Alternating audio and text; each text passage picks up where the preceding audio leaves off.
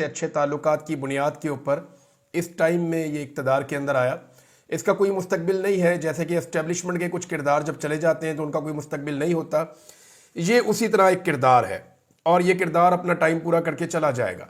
हाँ, अगर ऐसे किसी किरदार को पाकिस्तानियों ने पकड़ लिया और पकड़ के उसको सज़ा दे दी और पाकिस्तान ने उसको मनतकी अंजाम तक पहुँचा दिया तो फिर ऐसे किरदार आना बंद हो जाएंगे। हर दौर में इस किस्म के किरदार, इस किस्म के बहरूपिये होते हैं जो आते रहते हैं भेस बदल के। लेकिन मोहसिन नकवी ने जो जुल्म का बाजार गर्म किया है पाकिस्तान में, उसकी कोई मिसाल मिलती नहीं है। और ऐसी ऐसी चीज़ों के अंदर शामिल रहा कि अब मोहसिन नकवी को भेजा गया अमेरिका में। सबसे करामत पुरजा है इस वक्त एस्टेब्लिशमेंट का, सबसे इस टाइम होते हैं जो कि मेरे ख्याल में अब पाकिस्तान जैसा मुल्क अफोर्ड नहीं कर सकता। सर दो लास्ट क्वेश्चन मेरे। एक तो हमारे फॉरेन मिनिस्टर इसहाक डार साहब हैं, आई थिंक उन्हीं का काम है सारी फॉरेन पॉलिसी भी देखना। दो मुतालबा कर देगा।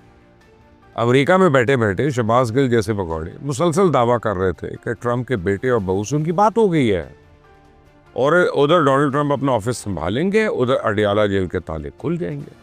नमस्कार दोस्तों, जब से ट्रंप की सत्ता में वापसी हुई है उसे लेकर के पाकिस्तान में काफ़ी ज़्यादा घमासान मचा हुआ है, क्योंकि पाकिस्तान के किसी भी लीडर्स को ट्रंप ने अपनी ओथ टेकिंग सेरेमनी में नहीं बुलाया, जिसके लिए पाकिस्तान में लगातार यही चर्चा हो रही है कि पाकिस्तान और अमेरिका के रिश्तों में इस वक्त काफ़ी ज़्यादा खटास आ चुकी है और अमेरिका पाकिस्तान को बिल्कुल भी पसंद नहीं करता। यही कारण है कि किसी भी पाकिस्तान के लीडर को अमेरिका के राष्ट्रपति ट्रंप ने अपनी ओथ टेकिंग सेरेमनी में नहीं बुलाया।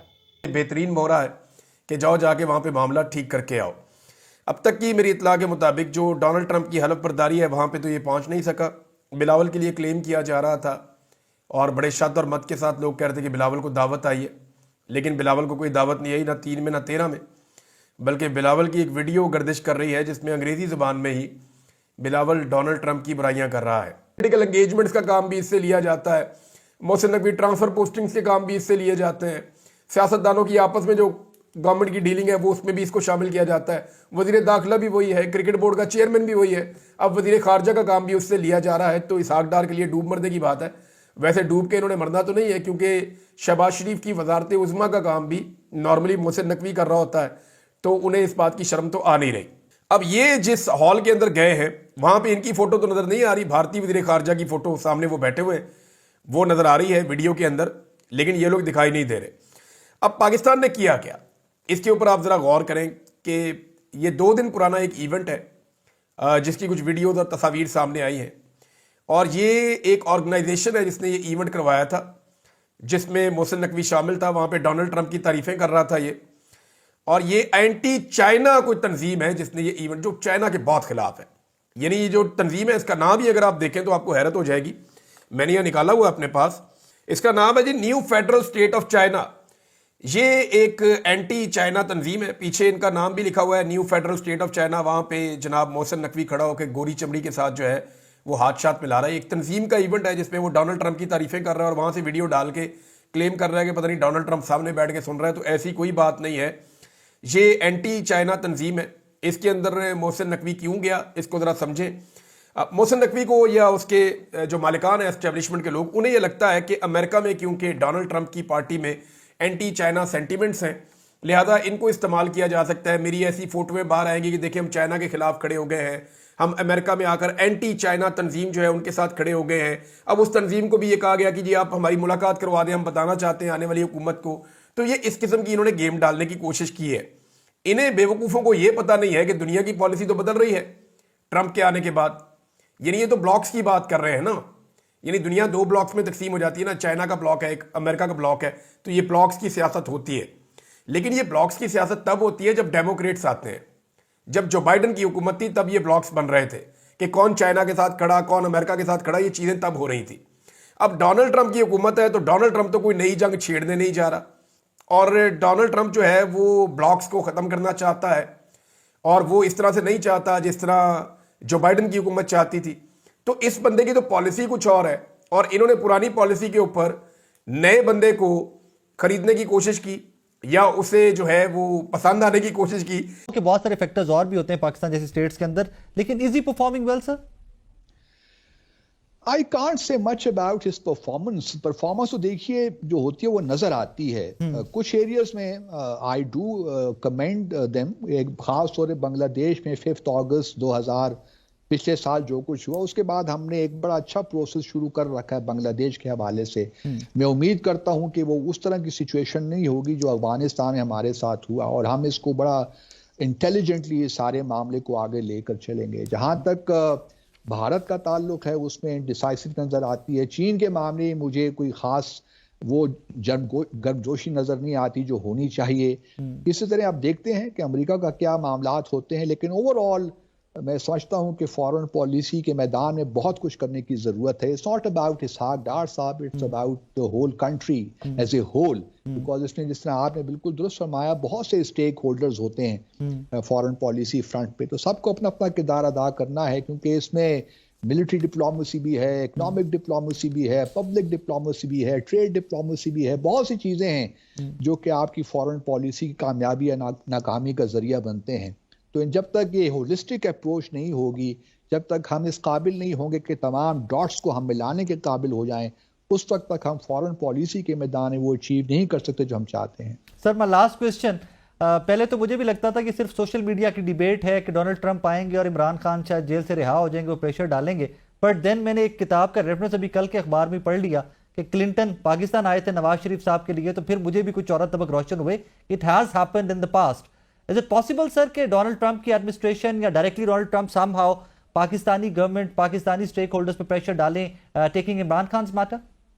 It is possible, but it would hinge on के पाकिस्तानी कम्युनिटी, पाकिस्तानी अमेरिकन जो हैं वो किस कदर फाल हैं इस मामले में। और क्योंकि ट्रंप तो इमरान खान ही को जानते हैं पाकिस्तान में, वो शहबाज शरीफ साहब या भुट्टो को नहीं जानते, आसिफ जरदारी को नहीं जानते। ट्रंप ने इमरान खान को व्हाइट हाउस में रिसीव किया फरवरी 2019 में, आपको याद होगा। तो जुलाई में आई थिंक जुलाई में, तो वो एक 2021 का जो विजिट है, 2019 का जो विजिट है, वही ट्रंप को मेरा ख्याल में पाकिस्तान इमरान खान के कॉन्टेक्स्ट में उनको याद होगा। तो इमरान डिपेंडिंग ऑन के how Pakistani Americans play this, और they are able to build or not able to build pressure on the Trump administration, कुछ ना कुछ मेरे ख्याल में कहीं ना कहीं प्रेशर कहीं ना कहीं बिल्ड होगा। लेकिन अगर पाकिस्तानी गवर्नमेंट अपने कार्ड सही तौर पे खेले तो शायद इससे इन प्रेशर्स को डिफ्लेक्ट भी कर ले। लेकिन जो लगता है कि कुछ ऑफिशियल्स को बहरहाल ट्रंप एडमिनिस्ट्रेशन के अंदर कुछ ना कुछ मामलात इस तरफ जाएंगे कि प्रेशर पाकिस्तान पर बिल्ड कर ले इमरान खान के हवाले से। तो पीटीआई के कारकुन इस कदर सादा हैं कि नौसरबाजों के झांसे में आ गए। बेचारे रात गए अपने टीवी स्क्रीन के सामने बैठ के अंगड़ाइयाँ लेते रहे, डोनाल्ड ट्रंप की आनियाँ जानियाँ देखते रहे, लेकिन वो खबर नहीं आई जिसका एक अरसे से यकीन दिलाया जा रहा था। तो इन बेचारों को अंदाज़ा ही नहीं था कि टक्कर के चंद लोग बड़ी बेरहमी से इनके जज्बात से खेल रहे हैं। ये लोग हर हफ्ते इमरान खान की रिहाई की नई तारीख देते हैं, आए रोज़ पसे पर्दा मुज़ाकरात की एक मन घड़त कहानी सुनाकर इनको गुमराह करते हैं। उन्हें इमरान खान की जीत की खुशखबरी सुना के अपने व्यूज़ और डॉलर्स को खरा कर लेते हैं। तो इमरान खान जिए या मरे, अडियाला में रहे या बनी काला में, उन्हें सिरे से इसकी कोई परवाह नहीं है। ये आपको कभी नहीं बताएंगे कि डोनाल्ड ट्रंप के साथ इनके राब्ते इतने ही मजबूत थे तो इसने पीटीआई यूएसए के रहनुमाओं को अपनी हलफ बर्दारी में शिरकत की दावत क्यों नहीं दी है। ट्रंप की जुबान पर अभी तक क्यों इमरान खान का नाम नहीं आया। मामला असल में यह है कि अमेरिकन सदर की हलफ बर्दारी में शिरकत का दावतनामा मुफ्त नहीं मिलता। इस दावतनामे को हासिल करने के लिए लाखों डॉलर खर्च करने पड़ते हैं, लॉबिंग होती है, डोनेशन देना पड़ती हैं, जिसके बाद कहीं जाकर यह दावतनामा मिलता है। तो इमरान खान की रिहाई के लिए पीटीआई यूएसए ने करीब करीब $4 मिलियन के फंड्स इकट्ठे किए थे।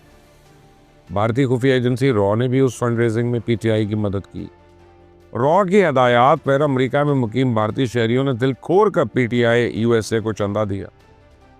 शहबाज गिल और सजाद बरकी जैसे नौसरबाजों ने उन पैसों से लॉबिंग फर्म्स के जरिए 2-4 ब्रीफिंग्स का एहतमाम किया। तो दोस्तों, पाकिस्तानियों का कहना है कि जिस तरह से पाकिस्तान और अमेरिका के रिश्ते हैं उससे ऐसा लगता है कि अब पाकिस्तान को अमेरिका कोई अहमियत नहीं देता। साथ ही अमेरिका और पाकिस्तान के रिश्तों में इस वक्त काफ़ी ज़्यादा खटास सी नज़र आ रही है, क्योंकि चाइना पाकिस्तान को पूरी तरीक़ा से कंट्रोल कर रहा है। चाइना को जिस तरह से नाराज़ करने के लिए पाकिस्तान इस वक्त, चाइना को मनाने के लिए पाकिस्तान इस वक्त अमेरिका से दूर जा बैठे हैं। पाकिस्तान के मीडिया का कहना है कि जिस तरह से मोहसिन नकवी और बिलावल भुट्टो इस वक्त अमेरिका में मौजूद है, वो लगातार एंटी चाइना स्टेटमेंट से मिल रहे हैं, उससे पाकिस्तान को काफ़ी ज़्यादा नुकसान होने वाला है, क्योंकि चाइना पाकिस्तान से नाराज़ हो जाएगा और पाकिस्तान को जो डॉलर चाइना से मिलता है वो भी बंद हो जाएगा, क्योंकि पाकिस्तान के पास सिर्फ एक दोस्त बचा है, वो है चाइना। चाइना ही पाकिस्तान की थोड़ी बहुत मदद करता है, इसके अलावा कोई भी देश पाकिस्तान की मदद नहीं करता। यही कारण है कि पाकिस्तान इस बात से काफ़ी ज़्यादा